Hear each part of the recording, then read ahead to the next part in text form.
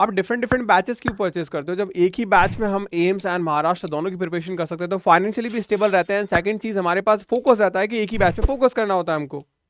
सबसे इंपॉर्टेंट चीज है क्वेश्चन की प्रैक्टिस। महाराष्ट्र सिटी का जो एग्जाम का लेवल है और जो एम्स का एग्जाम का लेवल है उसमें बहुत ज्यादा डिफरेंस है। तो अगर आप ये प्रिपेयर करके चलते हो कि नहीं मैं महाराष्ट्र सिटी के साथ साथ एम्स की तैयारी कर लूं तो मुश्किल हो जाएगा, लेकिन एम्स के साथ महाराष्ट्र सिटी की तैयारी करोगे तो बहुत आसान हो जाएगा दोनों एंट्रेंस एग्जाम को क्रैक करना। जब स्टूडेंट पढ़ने बैठता है ना बहुत सारी मिस्टेक्स करता है और उन मिस्टेक्स की वजह से उसे लगता है ऐसा है कि मैं सिलेक्ट हो जाऊंगा, मैं एफर्ट डाल रहा हूं, मैं पढ़ाई कर रहा हूं, बट एट द एंड जब वो चेक करता है अपनी मार्कशीट को, अपने रिजल्ट्स को, तो वहां पे उसके एफर्ट्स के अकॉर्डिंग उसको रिजल्ट नहीं दिखता, तो वो बच्चा डिमोटिवेट हो जाता है वहां पे। स्वाति इंगले लास्ट ईयर की एक ऐसी स्टूडेंट जिसकी कहानी मैं आपको सुनाने जा रहा हूं। जय अकेडमी पे वो करीब 17 अक्टूबर के आसपास आई थी और जब वो आई तो महाराष्ट्र सीटी के लिए ही डेडिकेटेड थी, महाराष्ट्र सीटी के बारे में ही उसे पढ़ना था। उसने अपनी प्रिपरेशन को स्टार्ट किया बहुत अच्छे तरीके से एंड अपनी जर्नी को जिस हिसाब से वो लेके जाना चाहती थी वो लेके गई भी। मतलब उसके जो अप्रॉक्स मैं बात करूं रिजल्ट जो है वो टॉप 10 में, हर जय अकेडमी के हर संडे टेस्ट होते हैं, हर संडे वो टॉप 10 में रही। एट द एंड करीब जनवरी के आसपास उसने मेरे को कॉल किया। उससे पहले उसने मुझसे बात नहीं की थी, वो डायरेक्टली पढ़ाई करती थी। एंड जनवरी में उसने का फोन आया कि भैया एम्स का एग्जाम भी होता है, मुझे लगा शायद नागपुर एम्स का अलग से एग्जाम होता है तो वो कैसे भरूं। तो मैंने उसे समझाया, मैंने कहा नागपुर एम्स का अलग से एग्जाम नहीं होता, पूरे ओवरऑल इंडिया का अलग से एग्जाम होता है, तो आप उसके लिए पार्टिसिपेट कर सकते हो। तो उसने बोला भैया मैं सीटी की तैयारी कर रही हूँ, एम्स की तैयारी क्या मैं कर सकती हूँ अभी, और क्या निकल जाएगा क्या? अगर मैं तैयारी करूँ मान लो तो मैं सीटी में जो सेलेक्ट हो रही थी वो भी नहीं हो, ये भी हाथ से निकल जाए और वो भी हाथ से निकल जाए। बहुत जेन्युइन सर, बहुत अच्छा क्वेश्चन उसने मुझसे पूछा। मतलब ये एक चीजें झलकाता है कि एक बच्चा मिच्योर है अपनी अंडरस्टैंडिंग को लेके कि मुझे क्या करना चाहिए और किस वक्त करना चाहिए।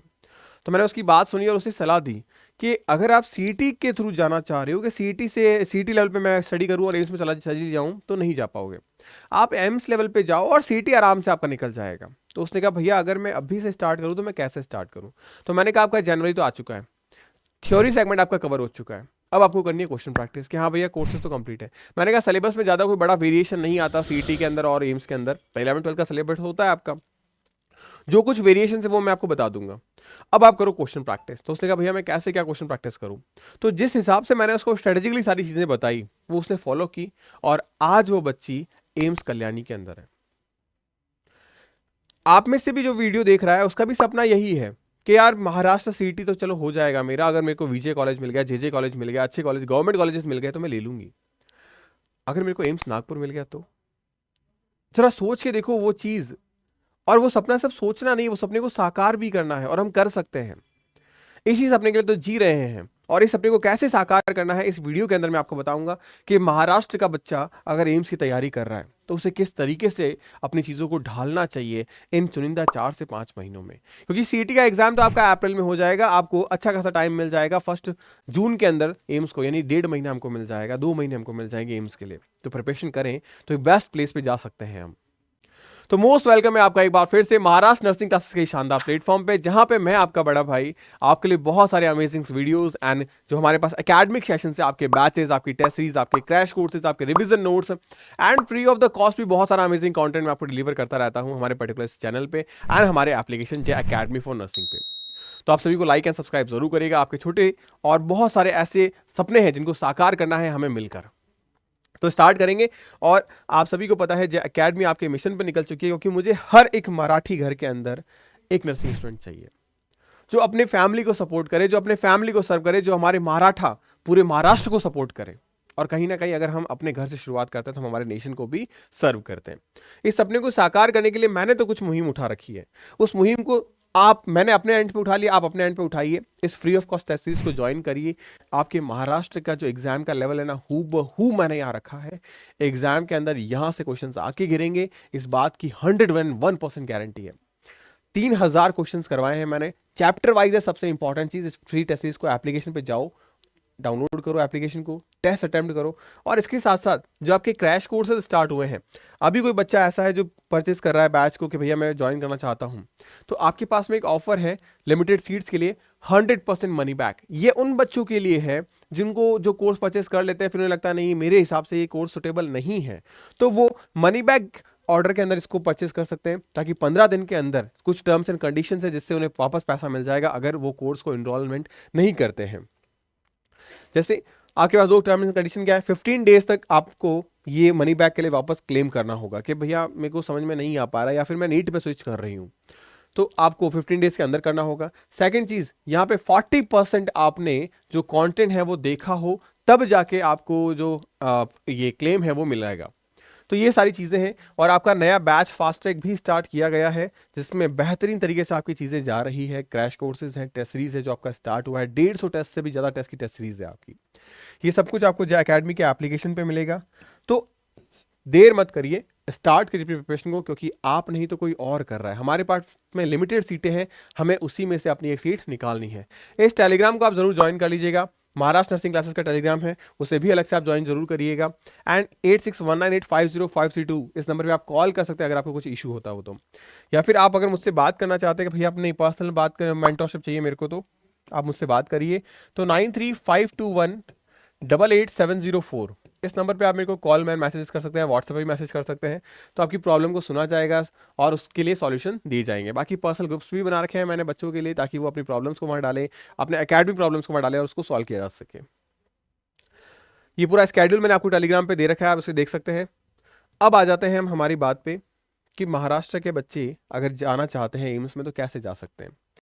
सबसे इंपॉर्टेंट चीज, अगर कोई बच्चा एम्स का सपना देख रहा है तो पहली बात तो वो उस सपने को साकार कर सकता है, इसलिए वो सपना देख रहा है। एम्स 2025 के सपने को साकार करने के लिए आपको करना क्या है? सबसे इंपॉर्टेंट चीज, आपने अगर फास्ट ट्रैक बैच ज्वाइन कर रखा है तो आप एम्स भी निकाल सकते हो और आपका सीईटी भी निकल जाएगा। तो फास्ट ट्रैक बैच में आपको जो थ्योरी कंटेंट है वो सफिशिएंट मिल रहा है। अब इसके बाद एडिशनली क्या चीज मिल रही है आपको, यहां पे जो क्रैश कोर्सेज हैं आपके वो बेस्ट मैनर में मिल रहे हैं आपको, वो भी एक बार नहीं, दो बार, 2 टाइम्स। और 150 टेस्ट की टेस्ट सीरीज भी मैंने आपको दे दी इसमें प्रॉपर तरीके से। यहां पे आपके इसके अंदर जो आपके फिजिक्स, केमिस्ट्री, बायो है और additional subject nursing, aptitude and English भी मिलेगा।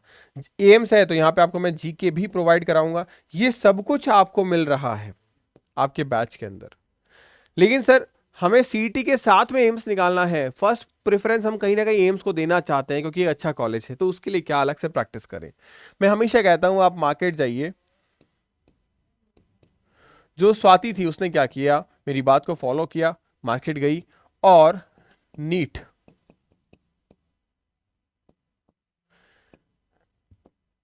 पीवाईक्यू पेपर्स की बुक आती है 33 ईयर, 35 ईयर, 38 ईयर, 39 ईयर, जो भी मैक्सिमम ईयर की बुक हो आपको मिले मार्केट में वो उठा लीजिए।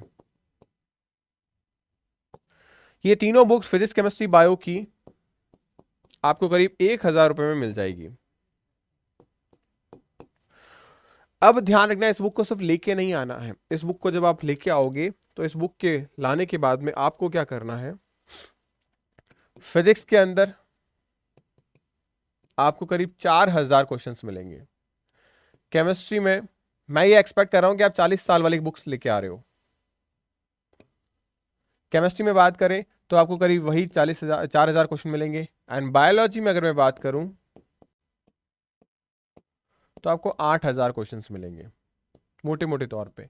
अब हो सकता है कुछ बच्चे 25 ईयर की लेके आए तो वहां पे आपको 2300 क्वेश्चंस मिल जाएंगे। मैं ये दोनों ही चीजें इसलिए लिख रहा हूं कि दोनों में कोई दिक्कत नहीं है। आपके पास में ये हो तब भी बेटर है, ये हो तब भी बेटर है, और ये हो तो मोर बेटर है। मोर बेटर होने का कारण क्या है, क्योंकि यहाँ पे ओल्ड पेपर्स हैं भाई। 2024 का पेपर तो इसमें भी है और 2024 का पेपर तो इसमें भी है। तो जो साल कम किए गए उसमें क्या है, ओल्ड पेपर्स इसमें अवेलेबल है। और पुराने टाइम में यानी कि 90s में बात करूं मैं, 990 के पहले वाले जो साल थे वहां पे थियोरेटिकल पेपर ज्यादा बनता था।